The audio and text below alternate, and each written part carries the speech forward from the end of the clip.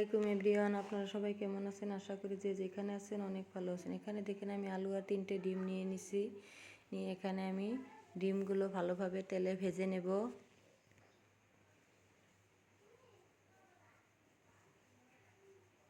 ভাজা হয়ে গেছে। এখানে আমি পেঁয়াজ কুচি দিয়ে দিব, দিয়ে ভালোভাবে নেড়ে চেড়ে নেব।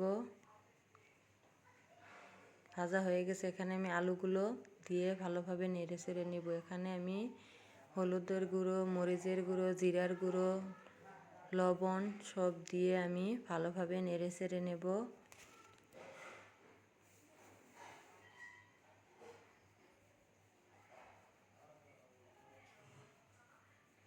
এখানে আমি সামান্য পরিমাণ পানি দিয়ে দিব, দিয়ে ভালোভাবে নেড়ে চেড়ে নেব। নিয়ে ভালোভাবে কষিয়ে আমি এখানে আরও পানি দিয়ে দিব, দিয়ে আমি এখানে ধনে কুচি দিয়ে দিব।